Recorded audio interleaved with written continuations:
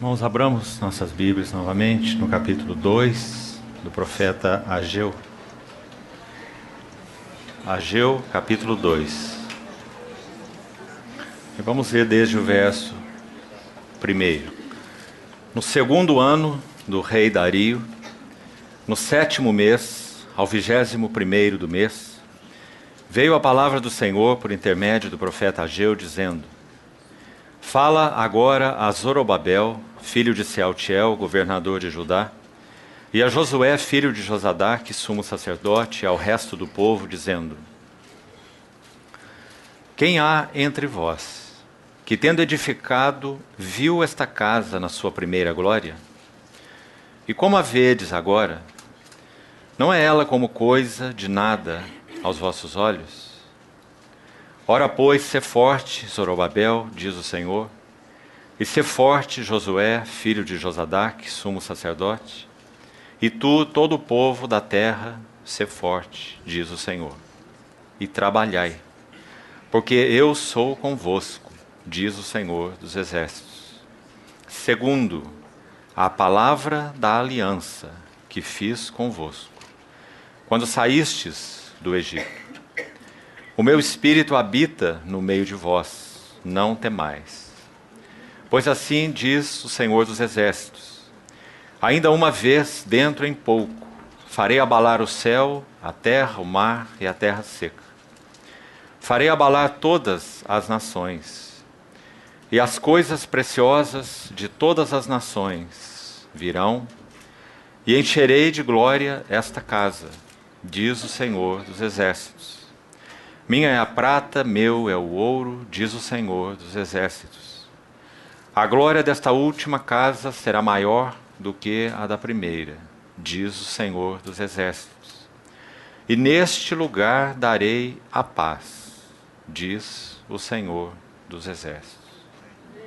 Vamos orar.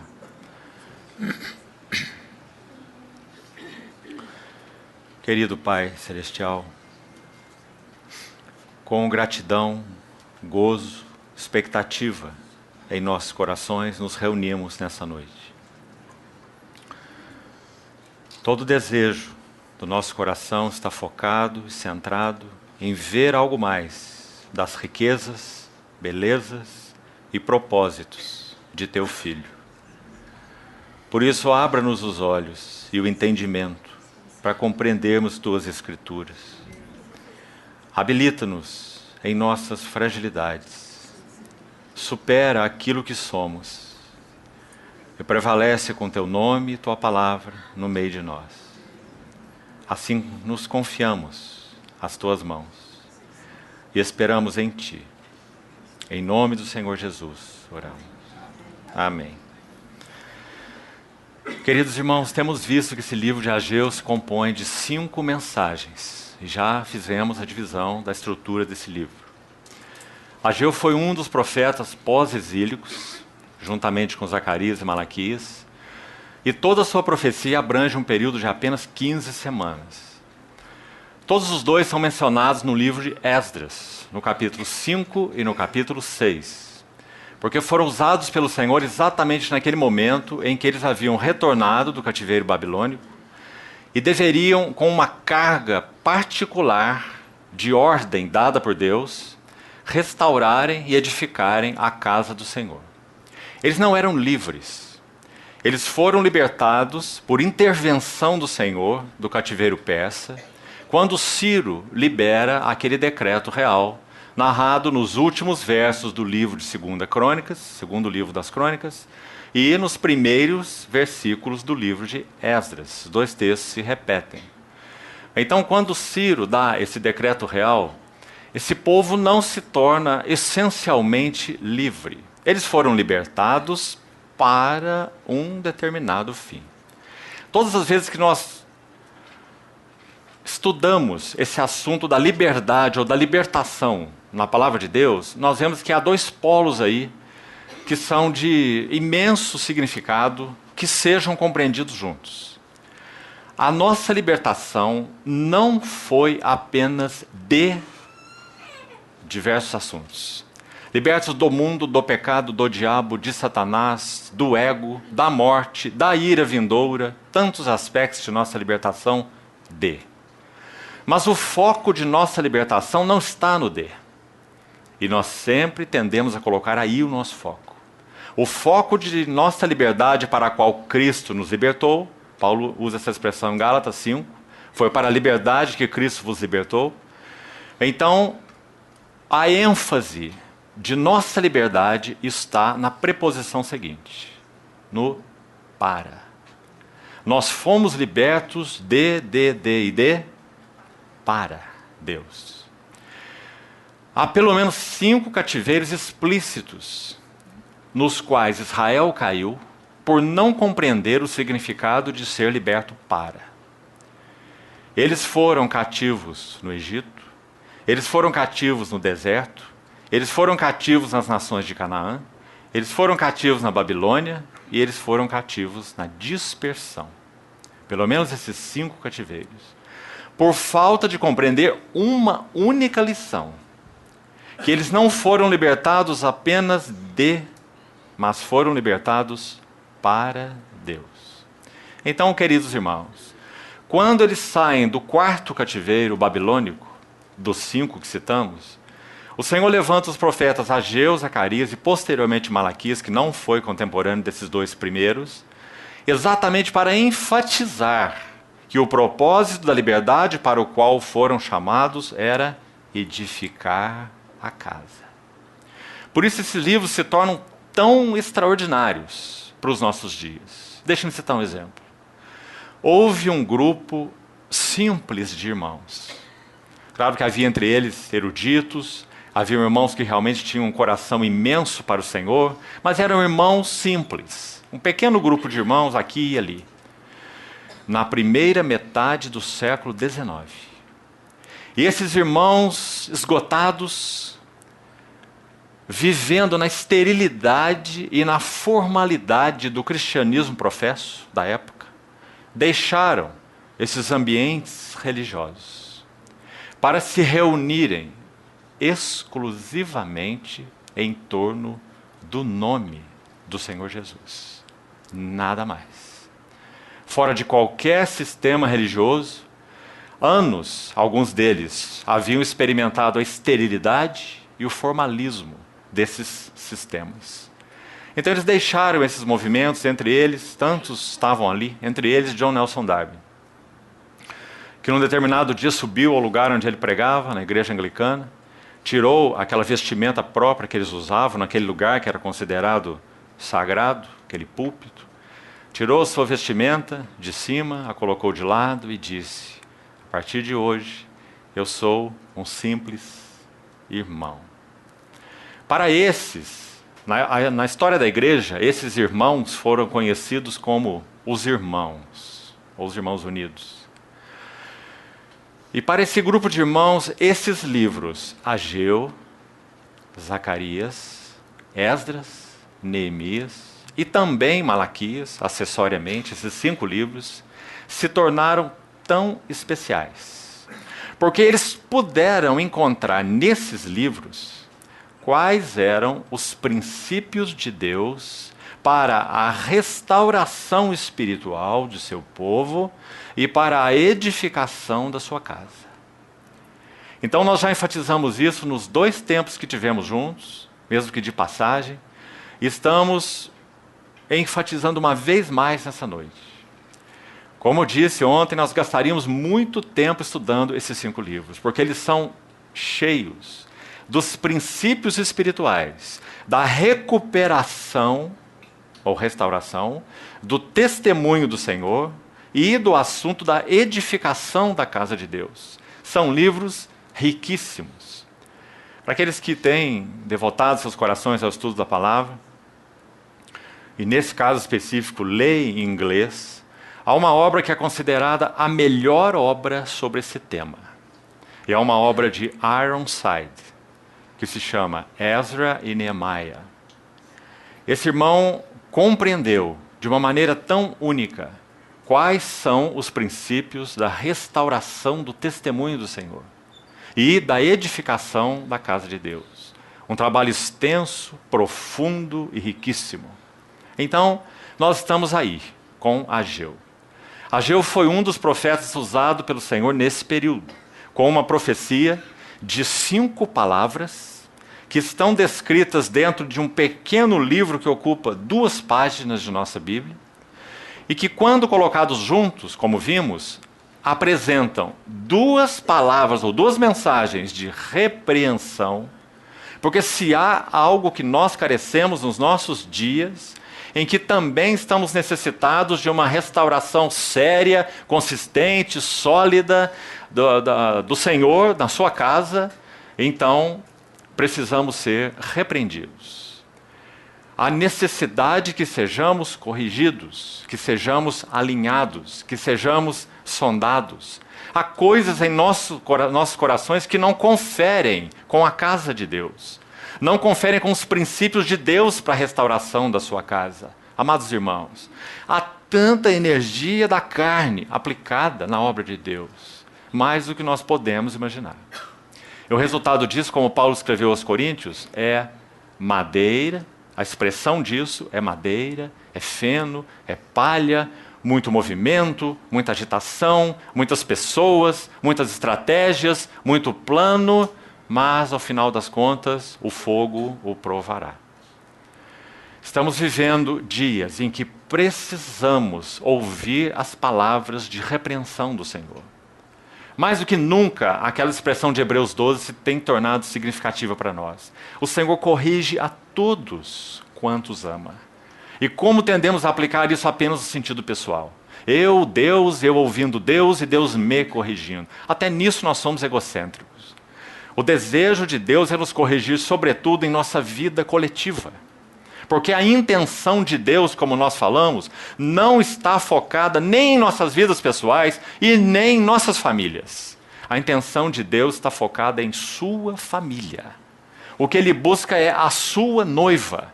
O que Ele busca é testemunho em um vaso corporativo, muito mais do que testemunho em vasos individuais. Agora, é claro, se o Senhor não ganha algo de valor significativo em vasos individuais, então o seu testemunho corporativo será afetado. Mas isso não muda o fato.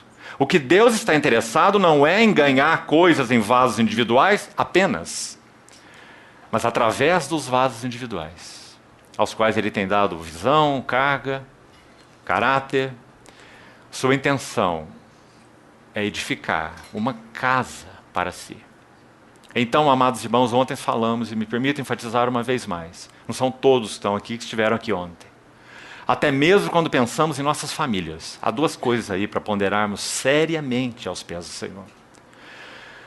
O chamado de Deus para nós como famílias é que nossas famílias sejam missionárias. Nós não fomos chamados para ter boas vidas familiares. Você, sua esposa, seus filhos, crescendo no Senhor, sendo edificados em paz, amando Deus. Nossas famílias são famílias missionárias. E nossas famílias são famílias ministeriais. Nós fomos chamados para o serviço da casa de Deus. Sabe, irmãos, há uma frase muito linda que foi dita por alguém que foi deturpada posteriormente. Esse irmão que conhecia tão bem o Senhor, conhecia tão bem os tratos do Senhor com ele, com sua casa, com sua família, um dia ele disse algo assim: que aprendamos a cuidar da casa de Deus, porque então Deus se responsabiliza de cuidar de nossas casas. Essa é uma frase maravilhosa, mas ela foi deturpada posteriormente, como que dizendo, então se envolva com tudo que é obra e deixe a sua casa para Deus. Então você coloca a obra num primeiro plano e a família num segundo plano. Foi deturpada dessa forma essa frase, mas não foi isso que nosso irmão quis dizer. Ele quis dizer que nós não fomos chamados para edificar pequenos núcleos familiares que possam viver uma vida satisfatória aos olhos do Senhor. Se isso é verdade para nós, amém. Mas o propósito não está cumprido. Cada família edificada assim tem uma missão. E cada família edificada assim é um instrumento de ministério ao Senhor e à sua casa. Subi ao monte, trazei madeira e edificai a casa, vimos ontem, e dela eu me agradarei, diz o Senhor, e serei glorificado. Então, queridos irmãos, uma retrospectiva, já fizemos, rápida, da primeira palavra de 11 versículos no capítulo 1 do livro de Ageu. Como termina? O que comentamos ontem? Eu com o assopro dissipei aquele pouco que vocês recolheram de tudo que plantaram. Eu com o assopro dissipei. E o mesmo Senhor pergunta no versículo 9, por quê? Aí no meio do versículo. Então ele mesmo responde, através de Ageu, é por causa da minha casa. Então qual princípio está envolvido aí? Esse sábio e santo Deus que temos, ele sabe que nós não poderemos encontrar plena satisfação nas suas bênçãos. Então, se de alguma maneira equivocada nós nos envolvemos com elas, Deus só tem uma maneira de tratar com nossas vidas e de nos chamar de volta para Ele. Ele toca nas nossas bênçãos. Eu com um assopro o dissipei, por causa da minha casa. Vós habitais em casas forradas, enquanto minha casa permanece em ruínas. Então, verso 11, fiz vir a seca sobre a terra e os montes, sobre o cereal, vigor espiritual, segundo o Salmo 104:15. O pão que lhe sustém as forças, lemos ontem, Salmo 104:15. Então, fiz vir a seca sobre o cereal, perda de vigor espiritual. Fiz vir a seca sobre o vinho, também no mesmo verso já citado, o vinho que alegra o coração do homem. E se você ler Juízes 9:13, ontem não citamos, Juízes 9:13, você vai ter mais uma referência ali ao vinho, dizendo que alegra o coração de Deus e do homem. Figura de gozo, gozo do Espírito na linguagem neotestamentária, de João 15, o capítulo da videira, de Efésios 5, quando Paulo trata sobre enchei-vos do Espírito, não vos embriagueis com vinho. Então é uma figura muito clara do gozo do Espírito. Fiz vir a seca sobre o vinho, gozo espiritual ausente. E fiz vir a seca sobre o azeite que lhe dá brilho ao rosto, Salmo 104:15. Porque o azeite, claro, é uma figura também do Espírito, e vinho e azeite, figuras parte e contraparte do ministério do Espírito Santo. Vinho, gozo, azeite, testemunho. O azeite que lhe dá brilho ao rosto. Então o Senhor mesmo tocou o aspecto do vigor espiritual, o aspecto do gozo espiritual e o aspecto do testemunho espiritual. Impressionante. E então, verso 11, qual o motivo dessa escassez espiritual?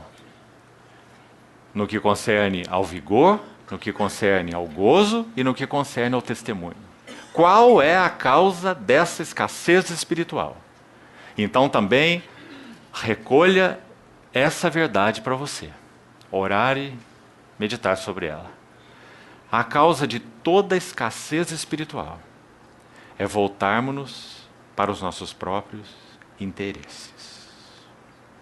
Essa é a causa da escassez espiritual. E essa foi a mensagem primeira de Ageu para esse povo. Agora, queridos irmãos, já estudamos ontem a segunda palavra, dos versos 12 a 15. Mas como já anunciamos quando concluímos ontem, há algo aqui que nós ainda não terminamos. Então, rapidamente, vamos abordar e vamos entrar na terceira, ainda com a ajuda do Senhor, hoje. Observe de novo esses versos 12 a 15, a segunda palavra de Ageu. Se a primeira é uma palavra de repreensão, então esse mesmo Paráclitos, que nos repreende, ele também nos encoraja. Nunca faz uma obra pela metade. Aquele que repreende é aquele que encoraja. Então, o livro de Ageu se compõe de palavras de repreensão e de encorajamento intercaladas. São 2 de repreensão e 3 de encorajamento, como já vimos. Nessa palavra de encorajamento, dos versos 12 a 15, o que nós temos? Primeiro, verso 12. Atenderam a voz do Senhor seu Deus. Preste atenção. O capítulo 1 de Ageu, versículo 1, diz que a primeira palavra liberada por Ageu, olha aí para sua Bíblia, foi no primeiro dia do 6º mês. Está aí registrado. Quando eles colocaram suas mãos ao trabalho, verso 15 diz, foi ao 24º dia do 6º mês. 23 dias de intervalo. Então há 2 possibilidades aí que podem até ter ocorrido juntas. Ou eles tiveram 23 dias fazendo o que Deus pediu através de Ageu, que nós já estudamos ontem por 2 vezes mencionado na primeira palavra. Qual é a frase? Considerai o vosso passado. Primeiro, a primeira frase no verso 5 tem a ver com o passado mesmo, tendes semeado muito e tendes recolhido pouco. Então considerai o vosso passado. Eu com assopro dissipei essas bênçãos, assim digamos. Mas também ele pronuncia a segunda vez no verso 7. Considerai o vosso passado, mas agora tem a ver com o futuro, com a frente. Primeiro, considerai o vosso passado, para trás. Considerai o vosso passado, com vistas à frente. Então no verso 8 ele diz, e subi ao monte, e trazei madeira, e edificai a casa, e dela eu me agradarei, e serei glorificado. Ontem estudamos todas essas frases, como elas são maravilhosas, né? Deus agradado e glorificado na edificação de sua casa, aquilo que toca os seus interesses. Então, 23 dias se passaram. E agora, como a Bíblia não especifica, então há 2 possibilidades aqui.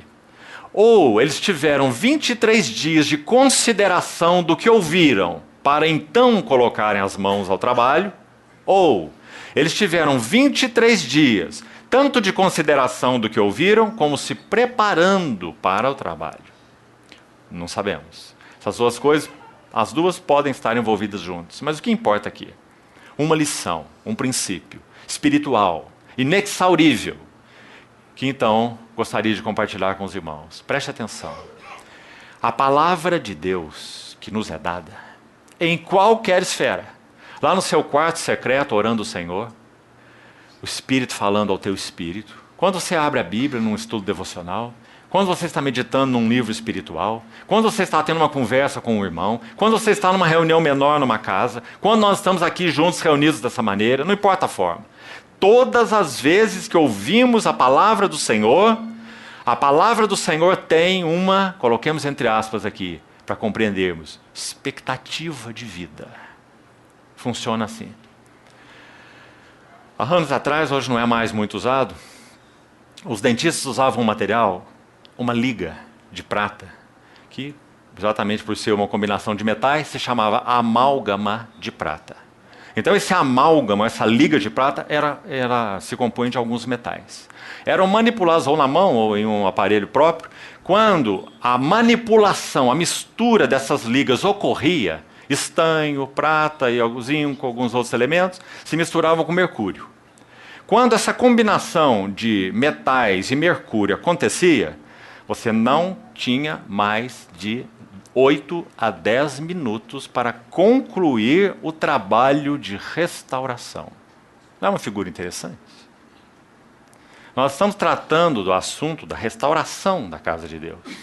Quando Deus nos dá a sua palavra sempre tem um período de vida, uma expectativa de vida. Se ela não for misturada com fé naqueles que a ouviram, ela vai se perder. Então o que Deus tem que fazer? Por sua imensa longanimidade, Ele refala. Mas, amados irmãos, o refalar de Deus tem limites. Paulo diz que alguns que começaram bem, tinham sua consciência agora cauterizada. E não eram mais sensíveis ao falar do Senhor. A geração primeira do deserto talvez seja o exemplo mais clássico e solene para nós. Ouviu Deus, e os seus cadáveres ficaram prostrados no deserto. Se esse fosse um assunto apenas do Velho Testamento, nós não o teríamos no livro de Hebreus, aplicados a nós. E dizendo, hoje, se ouvirdes a sua voz, não endureçais os vossos corações. Então nós estamos aqui na segunda palavra de encorajamento. Olha essa ordem. Vamos examiná-la aqui. Verso 12. Primeira palavra importante. Atenderam. Zorobabel, filho de Sealtiel, Josué, filho de Josadaque, sumo sacerdote, todo o resto do povo, atenderam. Atenderam o quê? A voz do Senhor. Então o que vem primeiro? A voz do Senhor. Sempre. Você se lembra, não sei quantas vezes já repeti isso, aquela frase de Jonathan Edwards a respeito de como opera a graça eficaz? Você se lembra? Acho que não. Vamos repetir mais uma vez. Na graça eficaz, nós não somos meramente passivos. E nem Deus faz uma parte e nós fazemos o restante. Mas Deus faz tudo e nós fazemos tudo. Porque é isso mesmo que Ele produz, as nossas obras. Deus é a única verdadeira fonte. Por isso que o que vem primeiro é a voz do Senhor. Se Ele não age, ninguém age. Deus, voltando à frase, Deus é a única verdadeira fonte e o único verdadeiro autor. Mas nós somos verdadeiros agentes. Somos em diferentes aspectos totalmente passivos e totalmente ativos. Paradoxal definição, não é? Em que sentido nós somos totalmente passivos? Em que nós não temos nunca recursos para iniciarmos nada. Se Deus não iniciar, ninguém inicia. Se Deus não falar, nada acontece. Se Deus não mover o seu dedo, nada é realizado. Então, Deus é a única verdadeira fonte. E nesse sentido, nós somos totalmente passivos. É por isso que nós temos que orar, irmãos. Porque se Deus não move seu dedo, nada acontece. E é por isso que orar é trabalhar com Deus. Agora, em que sentido nós somos totalmente ativos?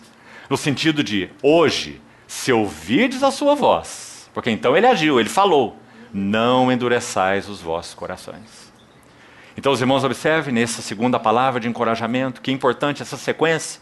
Eles atenderam à voz do Senhor.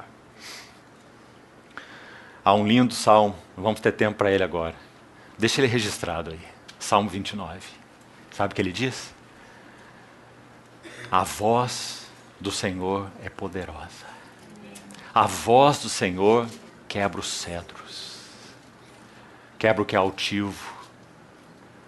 Quebra essas fortalezas que se levantam contra o conhecimento de Deus. 2 Coríntios 10.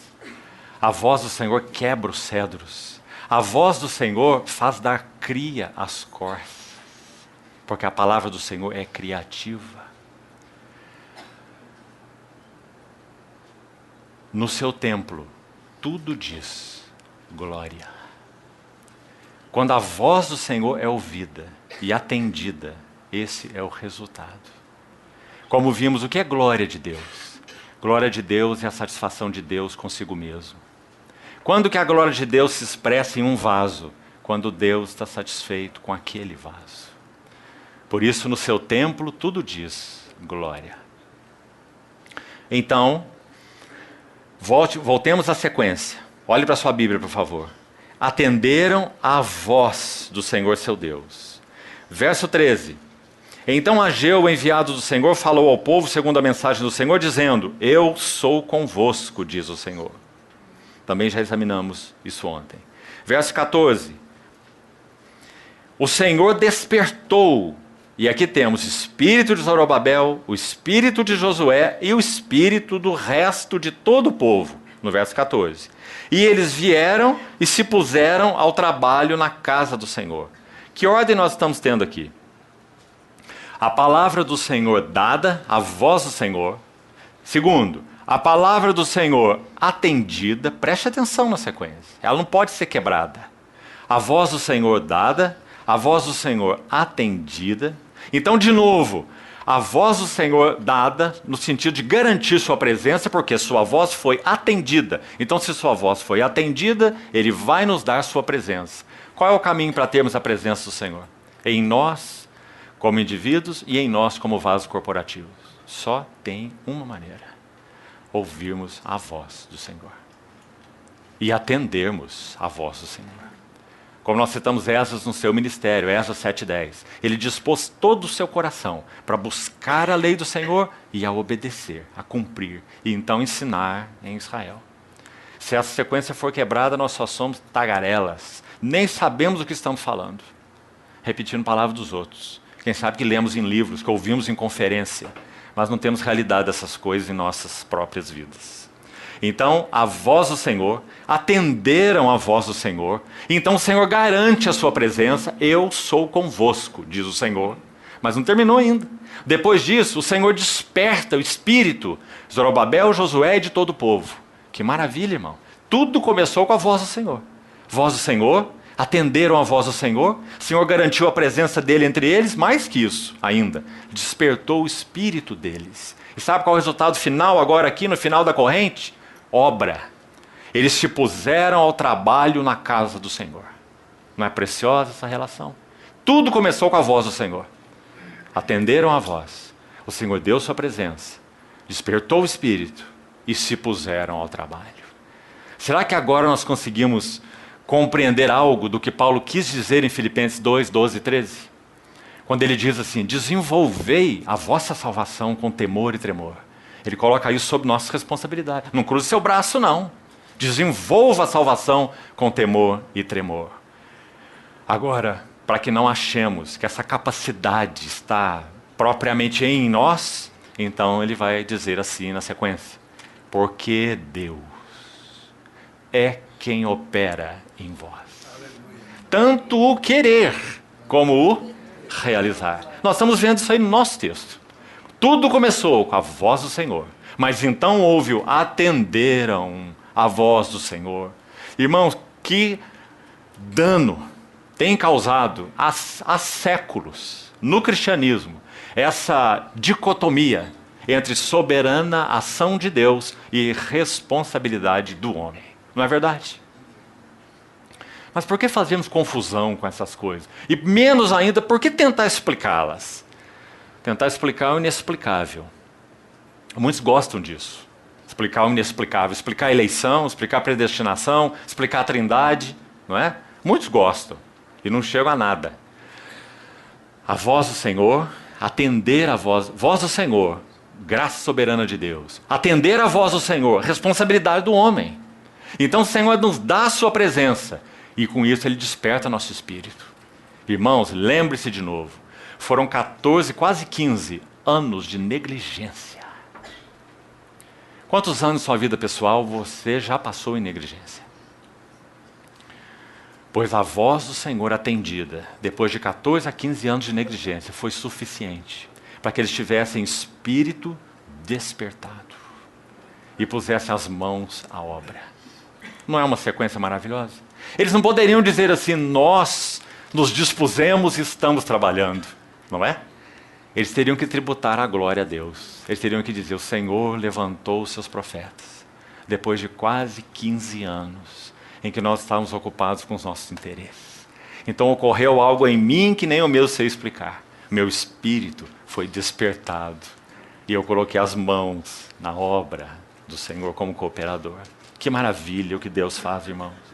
Então, essa foi a segunda mensagem de Ageu nesses versos 12 a 15 que nós já estudamos. Sabe, irmãos, um complemento final aqui para seguirmos.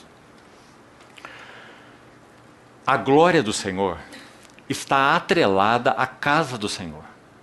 Então, quando essa segunda mensagem termina e introduzimos a terceira, que já vamos fazer agora mesmo, nós vamos ver que essa terceira mensagem, que vai dos versos 1 ao 9 do capítulo 2, é mais uma mensagem de encorajamento. Então são duas seguidas de encorajamento. Nós vamos ver que o assunto, o tema central aí, é a glória de Deus na casa de Deus. Esse é o tema dessa terceira mensagem. Glória de Deus na casa de Deus. Agora escute isso. Nós estamos tratando com princípios de Deus que são eternos, invioláveis, mas os estamos vendo nas sombras, na linguagem do Velho Testamento, não estamos em Novo Testamento. Então, quando nós vamos para o Novo Testamento, é muito claro para nós que a casa de Deus, em primeiro lugar, é a pessoa do seu Filho. Não vamos ter tempo para explicar isso com detalhes aqui. Mas só há 2 vezes no Evangelho de João que aparece a expressão casa do meu pai. No capítulo 2 e no capítulo 14. Só 2 vezes. Na primeira, o Senhor está dizendo, não façais da casa do meu pai uma casa de negócio. Na segunda, João 14, ele está dizendo, na casa de meu pai há muitas moradas. Se a casa do seu pai fosse aquele templo, então não tem sentido a palavra do capítulo 14. O capítulo 14 mostra que a casa do seu pai é o seu filho. Por isso diz o verbo que estava com Deus e que era Deus, se fez carne e tabernaculou entre nós, porque ele é a casa de Deus. Então ele tabernacula entre nós como casa de Deus e glória de Deus. Glória de Deus na casa de Deus. Vimos a sua glória, glória como do unigênito do Pai. Então ele vai dizer algo misterioso para todos aqueles discípulos. Ele vai dizer que essa casa, que é ele, realizaria uma obra, convém-vos que eu vá. Essa casa de Deus, esse verbo encarnado, realizaria uma obra tal que nós poderíamos ser incluídos na casa de Deus. Ou, na linguagem de Paulo, em Cristo. Então, na casa de meu Pai, há muitas moradas. Se assim não for, eu vou teria dito, mas vou preparar-vos lugar. Que lugar ele nos preparou? Paulo chama essa posição de em Cristo. Né? Agora, quando essa casa em João 7 se coloca diante daqueles israelitas, judeus, no último dia, o grande dia da festa dos tabernáculos, João capítulo 7, é a festa dos tabernáculos. No último dia, o grande dia, o Senhor Jesus se coloca como que ao lado do templo, porque se tornou uma tradição que no último dia, o grande dia da festa dos tabernáculos, eles iriam lavar, os sacerdotes encheriam talhas de água, levariam na parte superior da escadaria do templo, e no grande dia da festa, o último dia, eles entornariam essas talhas e aquelas águas desceriam as escadas do templo. Por que eles fariam isso? De onde eles tiraram essa ideia? De Ezequiel 47. Quando Ezequiel descreve a casa de Deus, também é carga de Ezequiel, a casa de Deus, a glória de Deus na casa de Deus. Acompanhem para você não se perder. Ele inicia no capítulo 40 de Ezequiel e vai até o capítulo 47. No capítulo 47, ele descreve esses rios de água viva. Ele vai dizer que no centro da casa de Deus estava o altar. E do limiar do altar fluíam rios. E aqueles rios foram sendo medidos, você se lembra? Então aquelas águas primeiro davam pelos arteiros, depois pelos joelhos, depois pelos lombos, depois era um rio que não se podia passar. Lembra-se? E tornaram as águas do Mar Morto saudável. Pois no último dia, o grande dia da festa, digamos, para fazermos um quadro, nosso Senhor Jesus se apresenta diante daqueles judeus. E ele tem uma mensagem.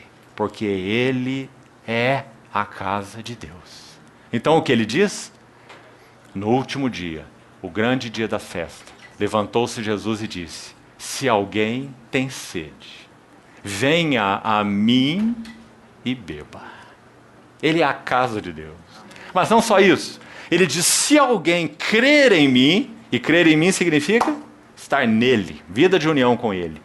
Então, assim como é o caso com ele, se alguém crer em mim, do seu interior fluirão rios de água viva. Que maravilha, irmãos. E João interpreta, dizendo que isso aconteceria quando o Espírito de Jesus glorificado fosse derramado sobre aqueles que creem. Isso ele disse com relação ao Espírito que haviam de receber os que nele crescem, porque o Espírito até esse momento não fora dado, porque Jesus não havia sido ainda glorificado. Não é maravilhoso? Agora preste atenção, para completarmos esse quadro aí.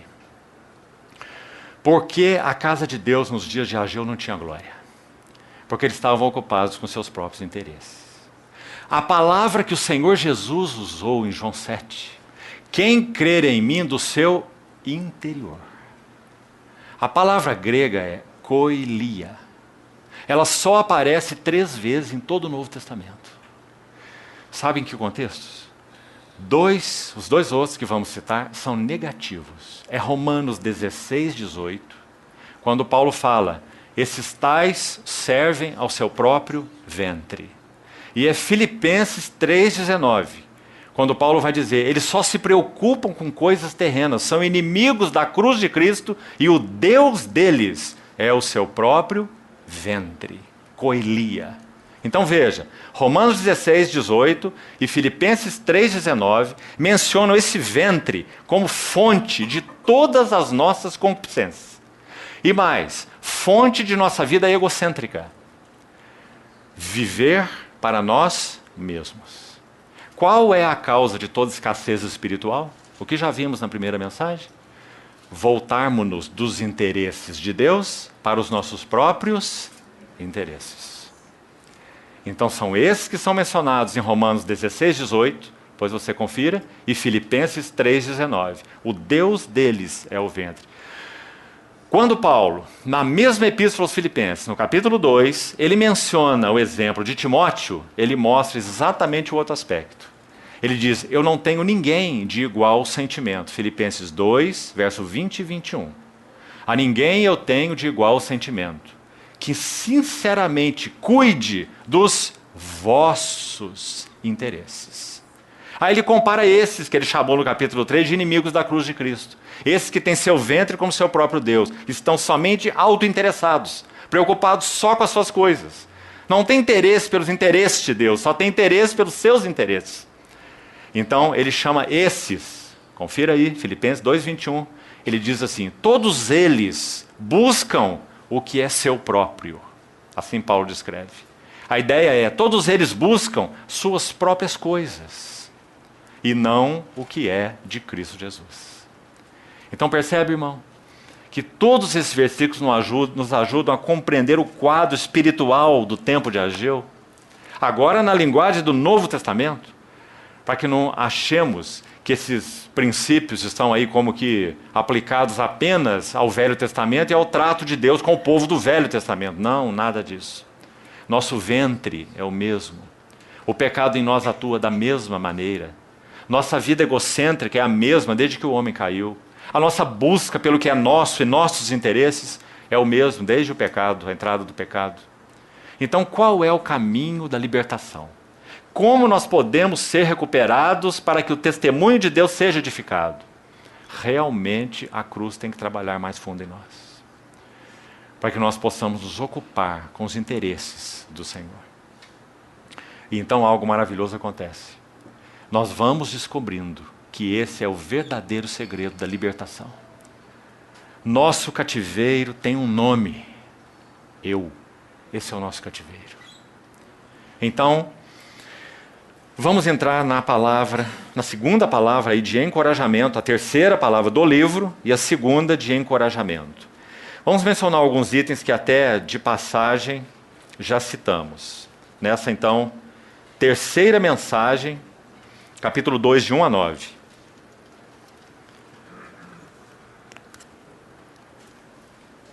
Primeiro, o texto começa, no segundo ano do rei Dario, no 7º mês. Então, de novo, mais 25 dias se passaram.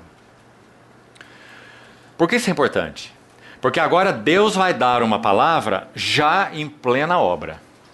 Então, primeiro eles ouviram, como falamos, aquela primeira palavra de Ageu, o livro começa aí, os repreendendo. 23 dias se passaram, de considerai vosso passado e de se prepararem de alguma forma para porem as mãos na obra de Deus, porque Deus os despertaria. Depois de colocarem as mãos na obra da casa de Deus, mais 25 dias se passaram até a próxima palavra de Ageu. Então Ageu está em silêncio 25 dias e eles já estão trabalhando na casa de Deus. E Ageu vai dar uma segunda palavra. Então nós estamos aí subindo uma escada, né? Então qual é essa palavra? Primeiro, verso 3, observe, verso 3. Quem há entre vós que tendo edificado viu esta casa na sua primeira glória. Então separa essas duas palavras, casa e glória. Porque vai ficar muito claro que a terceira palavra de Ageu tem esse tema. A glória de Deus na casa de Deus. Esse é o tema dessa palavra de encorajamento. Então está aí. Viu essa casa na sua primeira glória. Olha o verso 7. Expressão final do verso. Encherei de glória esta casa. De novo nós temos a glória de Deus na casa de Deus. E observe a primeira frase do verso 9. A glória desta última casa será maior do que a primeira. 3 vezes em apenas 9 versículos. Então está muito evidente que o tema dessa palavra, terceira mensagem de Ageu, é glória de Deus na casa de Deus.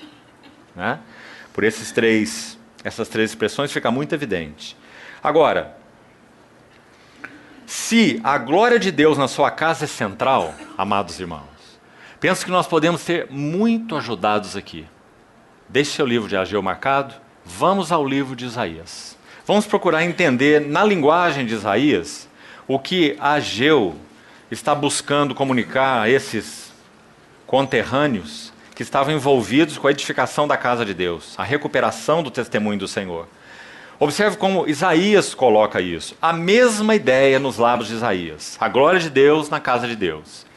Mas há um detalhe aqui particularmente lindo e especial para nós, que então precisamos considerar. Isaías 62.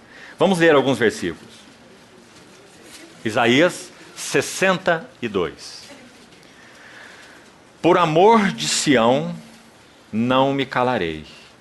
E por amor de Jerusalém, não me aquietarei, até que saia a sua justiça como um resplendor, e a sua salvação como uma tocha acesa. As nações verão a tua justiça, e todos os reis a tua glória. Preste atenção, a mesma ênfase de Ageu. E serás chamado por um nome novo que a boca do Senhor designará. Serás uma coroa de glória, mais uma ênfase, na mão do Senhor, e um diadema real na mão do teu Deus. Nunca mais te chamarão desamparada, nem a tua terra se denominará jamais desolada, mas chamar-te-ão, na tradução que eu estou lendo, minha delícia. A palavra no hebraico é refzibá, que também significa o meu prazer está nela. O meu prazer está nela. Te chamarão refzibá, minha delícia, e a tua terra desposada, ou beulá, é a palavra no hebraico, que significa casada, desposada. Porque o Senhor se delicia em ti, e a tua terra se desposará. Agora que nós chegamos no ponto central aqui. Então, por favor, olhe para a sua Bíblia e escute com atenção. Verso 5 de Isaías 62. Porque como jovem esposa a donzela, assim teus filhos te esposarão a ti. Sabe, irmão, é uma linguagem tão bela, porque aqui não está dizendo que o Senhor esposará Jerusalém ou Sião como sua noiva e esposa. Aí está dizendo que os filhos de Sião ou de Jerusalém a esposarão. Não é maravilhoso? A carga dos filhos de Deus pela igreja de Deus. Os filhos de Deus desposaram a casa de Deus. Não apenas Deus a desposará e a chamará de Beulá, casada, a chamará de Refzibá, minha delícia, mas teus filhos te esposarão a ti. Como o noivo se alegra da noiva, assim de ti se alegrará o teu Deus. Você viu o intercâmbio aí? Então tem o teu Deus te desposando, por isso seu nome é Beulá, seu nome é minha delícia, mas não apenas isso. Teus filhos te desposarão a ti. Como que nós podíamos traduzir isso na linguagem do Novo Testamento? Vou citar uma vez mais um verso que já citamos aqui. Colossenses 1, 24. E posteriormente, o final do capítulo 1, 28 e 29 de Colossenses 1. Escute o que Paulo vai dizer. Agora eu me regozijo por vós e preencho o que resta das aflições de Cristo na minha carne, a favor da igreja. Teus filhos te desposarão a ti. Paulo não apenas era um servo de Cristo, Paulo também era um servo da igreja. preencho o que resta das aflições de Cristo na minha carne a favor de seu corpo, que é a igreja. E o que ele vai dizer no 28, ainda de Colossenses 1. Esse Cristo nós anunciamos, advertindo a todo homem, ensinando a todo homem, em toda sabedoria, para que apresentemos todo homem perfeito em Cristo. Viu o que é desposar a igreja? Aí ele diz, é por isso que eu me afadigo, esforçando-me o mais possível, segundo a sua eficácia, que opera eficientemente em mim. Como nós já falamos, aquele equilíbrio entre a graça soberana que opera e o homem que atende e responde. Esforçando-me o mais possível, conforme sua eficácia que opera em mim.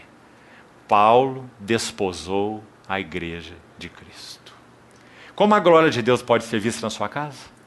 Quando nós, irmãos e irmãs, desposarmos aquela que é a esposa do Senhor. Você lembra a linguagem de Cantares? Quanto mais aquela noiva caminha, mais ela descobre um segredo, já que aquele livro é progressivo. Primeiro, ela aborda a sua relação com o Senhor de uma forma um tanto egocêntrica. Ela já começa olhando para ele dizendo, meu amado é meu. Não é? Isso é uma verdade, mas é uma posição um tanto egocêntrica, você não acha? Há muitos irmãos que nem nas reuniões da igreja conseguem orar de maneira corporativa. Ainda usam o meu no meio dos irmãos, ao invés de dizer o nosso. Não é? Então, meu amado é meu. Parece que nós, quando oramos, muitos de nós entramos num transe que nós nem vemos quem está do nosso lado. É meu amado, é meu e eu sou dele. Não é? Isso é um amor imaturo. Mas então, quando a noiva caminha mais, ela muda o foco. Ela diz, eu sou do meu amado. O foco mudou para ele. E então ela acrescenta, e o meu amado é meu. Mas ainda ela está no meio do caminho. O seu amor mais maduro está no capítulo 7. Quando ela vai dizer assim, de novo, eu sou do meu amado. E aí ela descobriu o segredo. Ela diz, e ele? De novo o foco é ele. Mas ela vê que nele, no coração dele, ela está. Então ela diz, eu sou do meu amado e ele tem em mim o seu contentamento.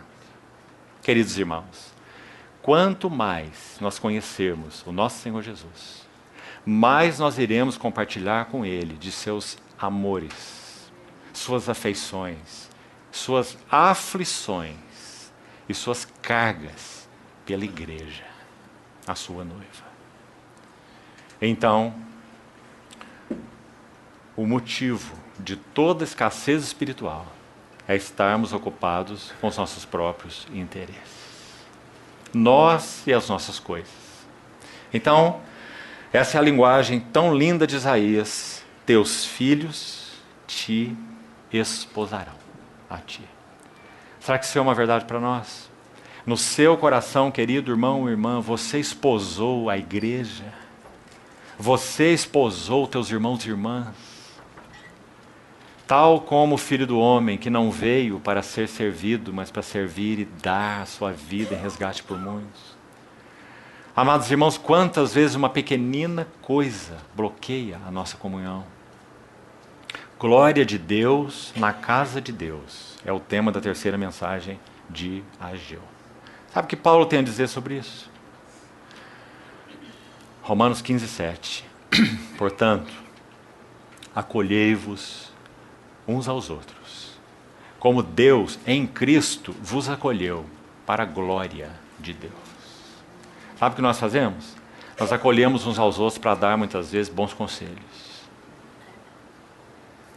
Acolhei-vos uns aos outros para a glória de Deus. Se para que Deus tenha glória seja necessário que nós sejamos muito firmes uns com os outros, que sejamos. Acolhei-vos uns aos outros para a glória de Deus. Sabe o que ele diz em 1 Coríntios 10, 31? Portanto, quer comais, quer bebais, quer façais qualquer outra coisa, fazei tudo para a glória de Deus. Não são versos impressionantes? Então esse é o tema da terceira palavra de Ageu. Glória de Deus na casa de Deus. queridos irmãos, que o Senhor nos ajude. Que o Senhor ajuste nossos relacionamentos. Nós não somos um clube de fraternidade. Nós não fomos chamados nem para, essencialmente falando, nos aconselharmos uns aos outros. Nós fomos chamados para buscarmos a glória de Deus no meio de nós. Então que conheçamos o caminho do Senhor, para que sua glória seja restaurada em nosso meio.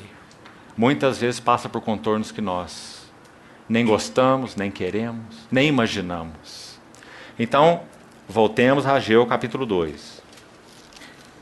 Mais uma nota. Depois, versículo 3. Quem há entre vós que, tendo edificado, viu esta casa na sua primeira glória? Sabe o que é sugerido aqui? Que o próprio Ageu viu a casa na primeira glória. Essa é uma real possibilidade, conforme muitos estudiosos. Que Ageu, quando era uma criança, ele foi levado cativo para a Babilônia. Então Ageu viu a casa de Salomão, a casa na primeira glória, ele próprio. Então ele faz essa pergunta nessa sua terceira palavra de encorajamento. Quem há entre vós? Então, muito provavelmente, ele é um deles, que tendo edificado, viu essa casa na sua primeira glória. Segunda pergunta, como a vedes agora? Terceira pergunta, não é ela como coisa de nada aos vossos olhos? Irmãos, é muito natural que houvesse essa comparação entre as duas casas. Por isso, essa palavra do Senhor, que liga a glória de Deus na casa de Deus, se fez necessária. Porque quando eles colocassem mãos à obra, eles tinham um background aí. Eles tinham uma tremenda casa gloriosa, a casa de Salomão. E quando eles pusessem mãos à obra, então eles teriam necessariamente um confronto a fazer, uma coisa natural. Eles veriam que aquela casa tinha uma glória imensamente inferior à glória da primeira casa. Bom, apliquemos isso para a linguagem do Novo Testamento. Se nós abrirmos o livro de Atos, nos capítulos 2, 3 e 4 em particular, mas mesmo depois do pecado de Ananias e Safira, etc., se formos até o capítulo 28 de Atos, quando Paulo está na sua prisão domiciliar, nós temos um maravilhoso livro do testemunho glorioso da igreja. Irmãos, e como falamos também ontem, baseado nesse Ageu 1:11, quando nós olhamos para a igreja hoje, onde está o fresco orvalho do céu? Irmão, você tem pensado sobre isso? Onde estão os abundantes frutos da terra? Nós temos um fruto aqui, um outro frutozinho ali, mais um frutozinho lá. Não é? E o orvalho do céu? O Senhor diz que viriam dias em que Ele enviaria fome, não de pão. Enviaria sede, não de água, mas de ouvir as palavras do Senhor. Nós estamos vivendo esses dias, o que você acha? Qual a tua avaliação? E também os dias de Samuel, quando a palavra do Senhor era muito rara e as visões não eram frequentes. Quando Eli, o sacerdote cansado, com seus olhos que já se escureciam. 1 Samuel capítulo 3 diz que ele se deitava num lugar costumado. Que linguagem, que Bíblia nós temos, né? Todas as vezes que eu leio essa frase, sabe o que me parece? Que o colchão de Eli era igual uma concha, assim. Ele se deitava sempre lá no seu lugar, acostumado. Não é? Um sacerdote velho, que não tinha carga nenhuma pelo serviço de Deus. Seus filhos eram execráveis, e ele não os repreendia. Ana subia com seu marido Eucana, ano a ano, à casa de Deus para adorar. E o que Ana via? Ana via que Deus estava estéril. Primeiro, Ana clamava a Deus porque ela tinha um ventre estéril. E a cada ano que ela subia na casa de Deus e via Eli, e via os seus filhos, estéreis, cegos, execráveis, então o encargo de Ana mudou. Ana deixou de orar apenas para que ela tivesse um filho. Ana começou a orar para que Deus tivesse um profeta. Então, se me deres um filho, eu te darei por todos os dias de sua vida. Essa foi a carga de Ana. E ela adquiriu essa carga porque ano a ano ela subia à casa do Senhor. Uma casa sem glória. Amados irmãos, durante o movimento Morávio, o avivamento Morávio, O Conde Zinzendorf nasceu em 1700 e partiu para o Senhor em 1760. Viveu uma vida de 60 anos. E algo maravilhoso aconteceu naquele período, extraordinário. E uma mãe tinha 3 filhos homens. E o movimento Morávio enviou mais missionários para a evangelização do mundo nos seus dias do que toda a igreja desde a Reforma até os dias do Avivamento Morávio. Missionários para o mundo todo. Então essa irmã tinha 3 filhos. Ela enviou seu primeiro filho. E naquele tempo, muito facilmente, doenças eram contraídas. Então seu primeiro filho, com não muito tempo, partiu. Então o segundo filho foi enviado. E com não muito tempo, o segundo filho partiu. Então o terceiro filho foi enviado e a mesma coisa aconteceu. E após o terceiro filho ter partido, essa irmã chorava muito. Então o irmão foi em direção a ela para consolá-la. Então ela disse: irmão, eu não choro porque meus filhos partiram, mas porque eu não tenho mais filhos para entregá-los à obra do Senhor. Um jovenzinho chegou a Zinzendorf e disse assim: eu quero pregar o evangelho entre os esquimós, na Groenlândia. E Zinzendorf disse a ele: você sabe como nós entendemos da parte do Senhor. Você não terá nenhuma subvenção e nenhum salário. Os irmãos morávios não davam nenhum salário para os seus missionários. E então ele disse: sim, eu sei. Amanhã eu parto às 7 da manhã. E ele pediu a Zinzendorf: meus sapatos estão furados. Então eu só tenho um pedido: um par de sapatos novos. Então o conde disse a ele: amanhã, às 7 horas, eu estarei na porta de sua casa com seu par de sapatos. E quando Zinzendorf chegou, ele não encontrou o jovem. Ele encontrou um bilhete. E o bilhete dizia: eu não pude suportar que mais esquimós morressem sem Cristo. Parti sem os meus sapatos. A carga de Deus pela casa de Deus. Queridos irmãos, nenhum de nós estaria sentado nessas cadeiras se o Espírito Santo não tivesse soprado sobre a igreja os avivamentos espirituais. O testemunho do Senhor já teria falecido nessa terra. Nós só estamos aqui por causa dos avivamentos espirituais. Hoje, qual é a carga dos nossos corações? Para que servem nossas vidas? Para que serve nosso casamento? Para que serve os nossos filhos? Para que serve o tempo que o Senhor nos tem confiado de vida? Porque em nada considero a vida preciosa para mim mesmo, contanto que eu complete a minha carreira e o ministério que recebi do Senhor Jesus. Irmãos, a pergunta para nós é: quando, até quando nós seremos lentos em considerar essas coisas? Vivendo os nossos mundinhos cristãos. Que o Senhor tenha misericórdia de todos nós. A carga de Deus nos nossos dias não mudou. A carga de Deus é pela sua casa. 3 vezes nessa palavra. Quem de vós viu essa casa na sua primeira glória? Como ela vos parece agora? Como coisa de nada. Queridos irmãos, grande parte, a maior parte dos avivamentos espirituais começaram como coisa de nada. Coisa de nada. Em quantas cidades hoje nós temos pequenos grupos de irmãos anônimos, irmãos que reúnem em garagens, irmãos que reúnem debaixo de salão de cabeleireiro, irmãos que reúnem pequenos grupos de 5 ou 6. Que vos parece? Coisa de nada aos vossos olhos. Sabe qual é a palavra do Senhor? Encherei de glória esta casa. E a glória da última casa será maior que a da primeira. Deus conhece os seus remanescentes.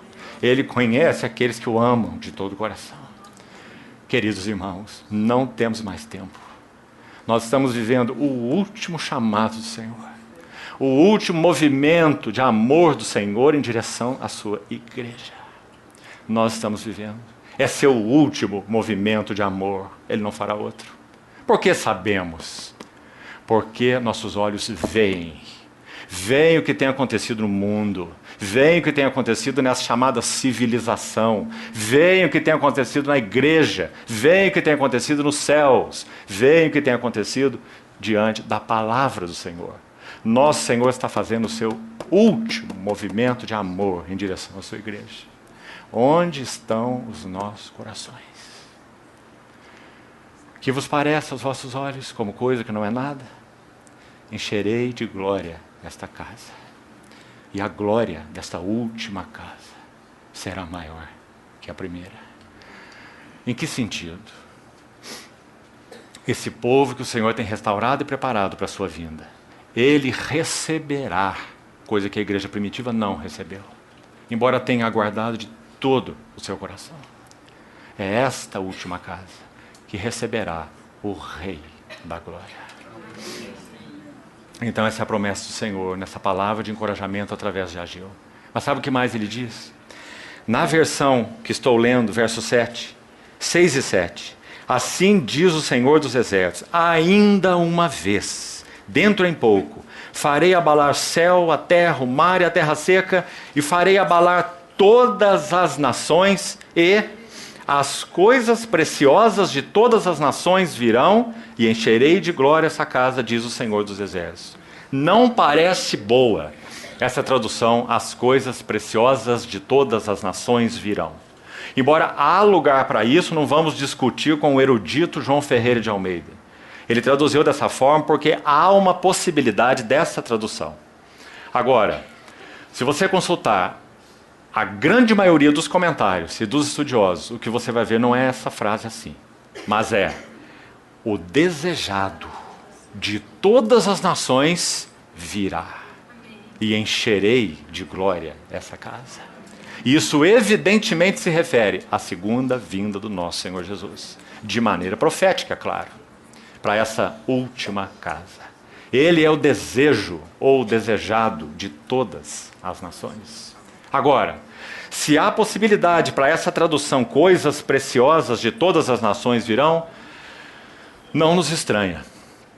Porque o salmista no Salmo 16, versículo 2, ele diz assim, quanto aos santos que há na terra, são eles os notáveis, nos quais tenho todo o meu prazer. E também porque conhecemos a dispensação do mistério de Deus no Novo Testamento, ou seja, Cristo e a igreja. A glória será revelada num vaso coletivo, não apenas glória no Rei da Glória, mas glória no homem coletivo. O Rei da Glória é cabeça de um homem coletivo, do qual nós somos membros. Então Paulo vai escrever aos Colossenses, nós fomos chamados para alcançar a glória do nosso Senhor Jesus Cristo. É maravilhoso. Então essa é a ênfase dessa palavra de Ageu. Irmãos, será que haveria uma outra palavra capaz de encorajá-los mais do que essa? Agora, ainda no restante do tempo que temos, vamos ao livro de Zacarias, antes de encerrarmos, capítulo 4.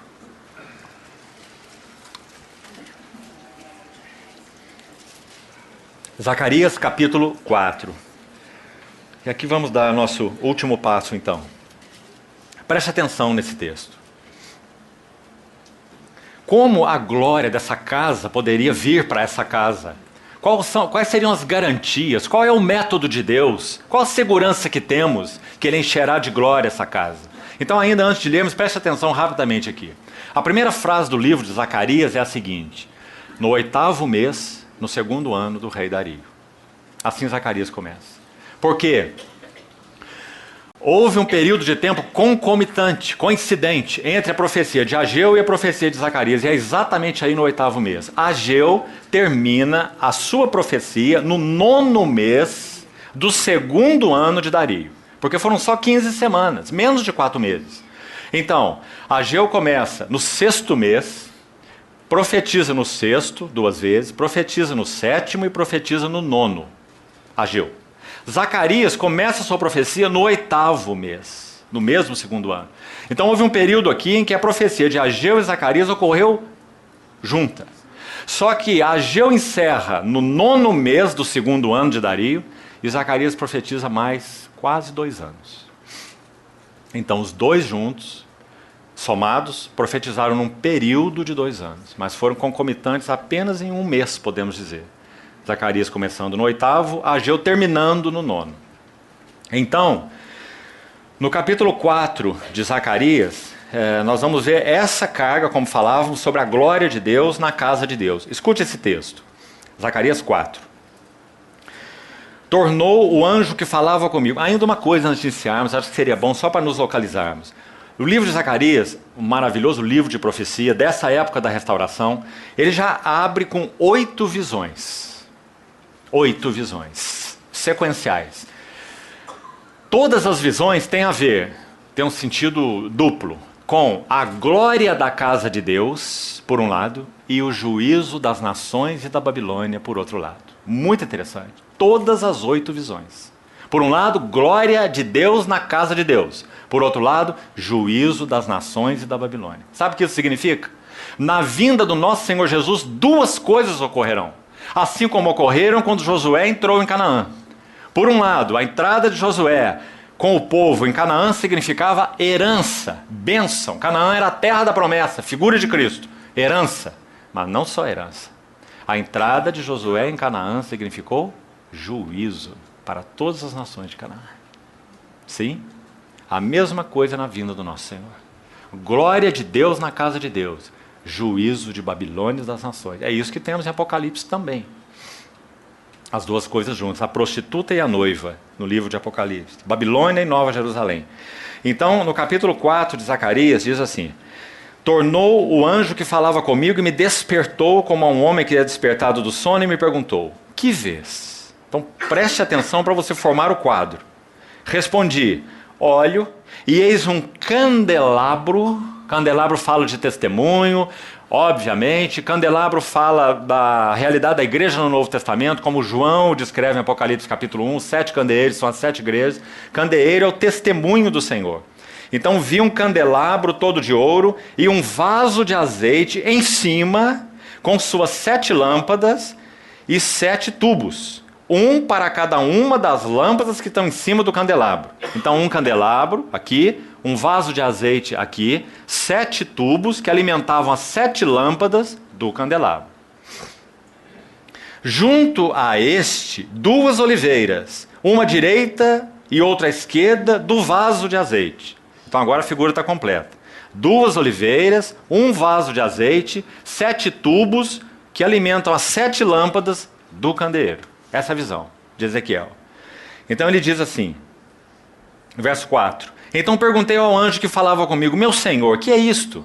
Respondeu-me o anjo que falava comigo: não sabes tu o que é isto? Respondi: não, meu senhor. Prosseguiu ele e me disse: esta é a palavra do Senhor a Zorobabel.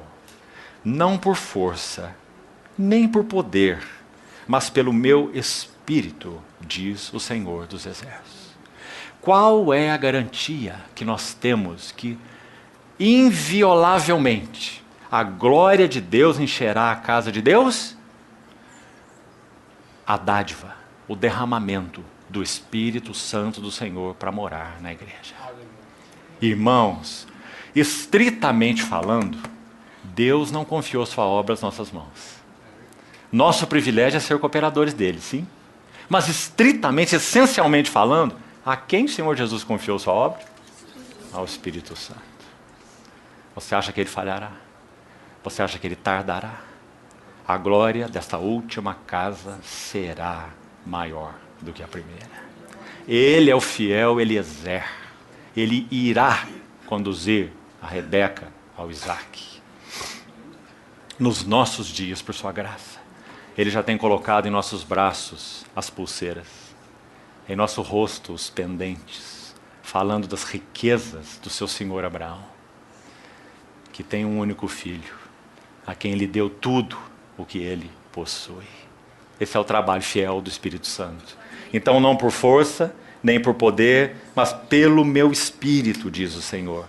Quem és tu, ó grande monte? Diante de Zorobabel serás uma campina. Porque ele colocará a pedra de remate em meio a aclamações, dizendo graça e graça para ela.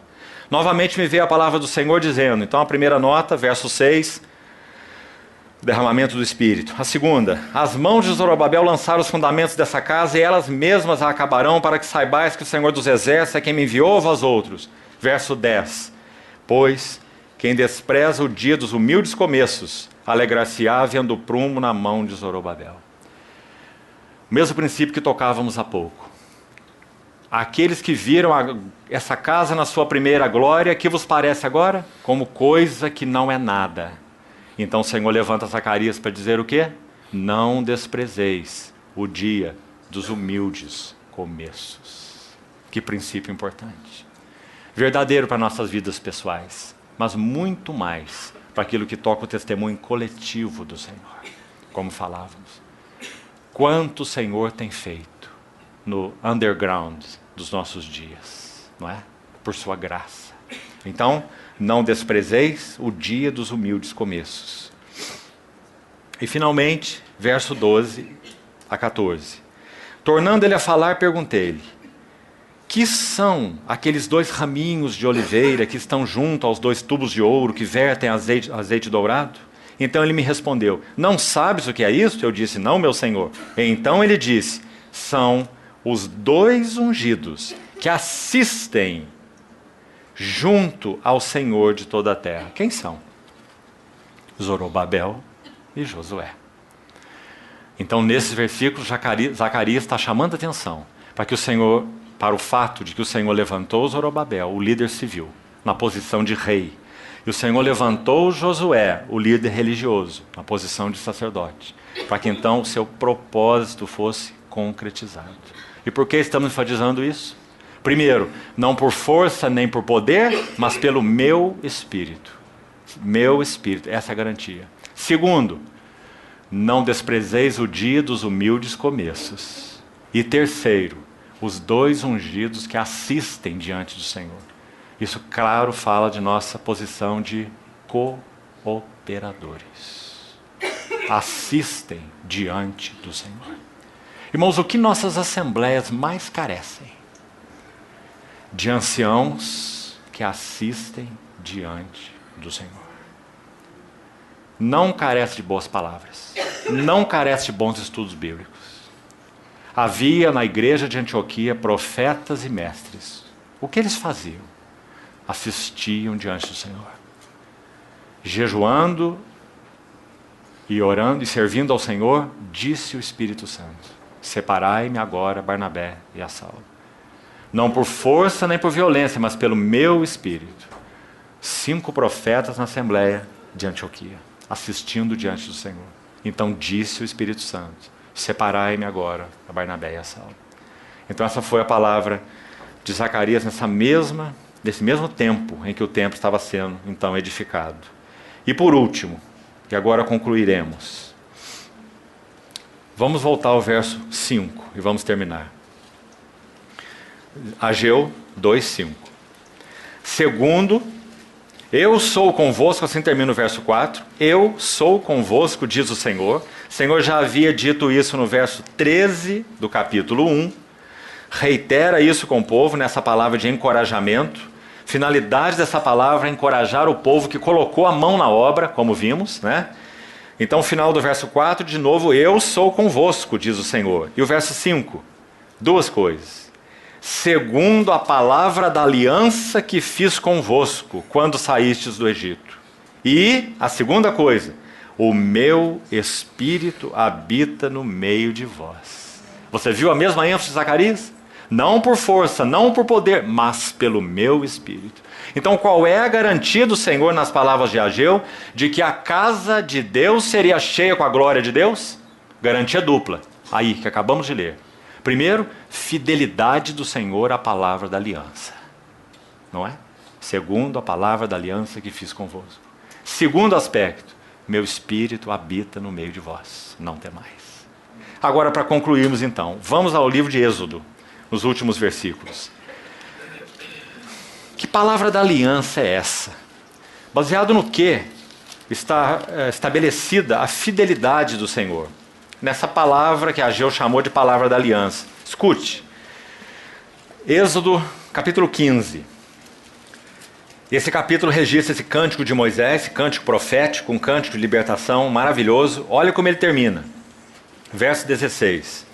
Sobre eles, os povos, quando o povo de Deus foi liberto, entrou em direção ao Sinai, sobre eles cai espanto e pavor pela grandeza do teu braço, emudecem como pedra, até que passe o teu povo, ó Senhor, até que passe o povo que adquiriste. E aqui está a primeira vez que eles ouviram essa palavra da aliança. Tinham acabado de sair do Egito. Moisés está cantando um cântico de adoração porque os egípcios foram sufocados no mar, né? E olha esse verso 17 com muita atenção. Tu os introduzirás. Essa é a palavra da aliança. E os plantarás no monte da tua herança, no lugar que aparelhaste, ó Senhor, para a tua habitação. Esse é o Monte Moriá, o templo. No santuário, ó Senhor, que as tuas mãos estabeleceram. E o 18. E o Senhor reinará por todo o sempre. Esse é o Monte Sião. Então o Senhor está garantindo ao seu povo que eles seriam introduzidos desde a sua saída ao Egito. Como falamos, não foram apenas libertos foram libertos para. Então Moisés cantou em adoração. Tu os introduzirás e os plantarás no monte da tua herança, no lugar que as tuas mãos aparelharam, e o Senhor reinará para todo sempre. Só citando, não vamos esgotar tempo mais aí, já estamos bem tarde. Êxodo 19, você vai ver a palavra reiterada. Tendes visto o que fiz aos egípcios. Êxodo 19:3. Com asas de águia vos cheguei a mim. Agora, se diligente a ouvires a minha voz, sereis a minha propriedade particular dentre todos os povos, porque toda a terra é minha. E vós me sereis um reino de sacerdotes e uma nação santa. De novo a palavra da aliança reiterada. Depois, veja, no capítulo 25 de Êxodo, apenas registre aí. Êxodo 25:8. O Senhor está agora mais à frente aí com o seu povo na jornada. Ele diz, me farão um santuário para que eu possa habitar no meio deles. Foi exatamente o que lemos em Ageu. Não temais, o meu Espírito habita convosco. Então a palavra da aliança, a habitação do Espírito Santo. E por último, esse nós vamos ler e concluirmos aqui. Êxodo 29, abra por favor. Último texto. Escute a beleza desse texto. Êxodo 29, 43. Ali virei aos filhos de Israel, para que, por minha glória, sejam santificados. E consagrarei a tenda da congregação e o altar, também santificarei a Arão, a seus filhos, para que me oficie como sacerdotes. E habitarei. Todos os versículos que citamos têm essa ênfase. A palavra da aliança garante que o Senhor habitaria no meio deles. Então Ageu tomou essas duas palavras de garantia, veja, 1000 anos depois. Né? Moisés viveu em torno de 1500 a.C. e Ageu em torno de 500 a.C. 1000 anos depois de Moisés. Ageu está fazendo referência à fidelidade do Senhor, à palavra da aliança, por um lado, e por outro lado, não temais, meu Espírito habita convosco. Dupla garantia. Então, concluindo aí, verso 45. De Êxodo 29. E habitarei no meio dos filhos de Israel e serei o seu Deus. E saberão que eu sou o Senhor seu Deus, que os tirou da terra do Egito, mas não apenas para habitar no meio deles. Eu sou o Senhor. Então esse é o foco da terceira mensagem de Ageu. Retomando então a fidelidade da promessa do Senhor. Queridos irmãos, sem dúvida, como falamos, esses são os dias que nós estamos vivendo. A palavra da fidelidade do Senhor nos garantiu que, como Ele sempre o teve, Ele sempre terá, até a sua vinda, um remanescente fiel. A grande pergunta é, nós estaremos entre eles?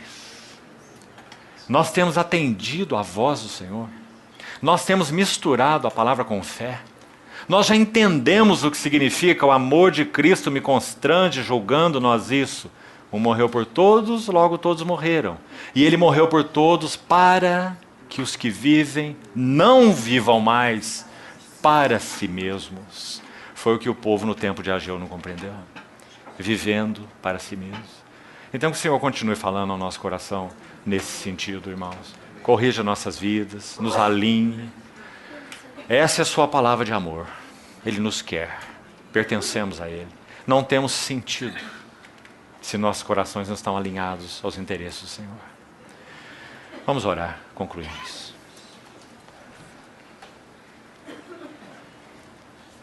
Senhor, nos expomos coletivamente para que o Senhor encontre o caminho necessário para atingir, perfurar, convencer os nossos corações. Somos carentes de Tua correção, Senhor. Quantos de nós somos tão distraídos, confusos, agitados, divididos? Carecemos, Senhor, todos nós, de Tua misericórdia constante sobre nós, alinhando nossas vidas. Senhor, chama a nossa atenção para aquilo que são os interesses do Teu coração. Nos ajude a não desperdiçarmos mais tempo. Alinha-nos, Senhor. Ganha o Teu lucro em nossas vidas, Senhor. Chama a nossa atenção para os dias em que vivemos. Que a Tua glória apareça na Tua casa, Senhor. E que haja um verdadeiro maranata em nossos corações. Para que entre o Rei da Glória. Enche essa casa com Tua glória, Senhor. Te aguardamos. Ajuda-nos, alenta-nos. Assim nos colocamos em Tuas mãos agradecidos, confiantes na palavra da aliança e no Teu Espírito que habita conosco. Bendito seja o Teu nome. Em Cristo Jesus oramos. Amém, Senhor.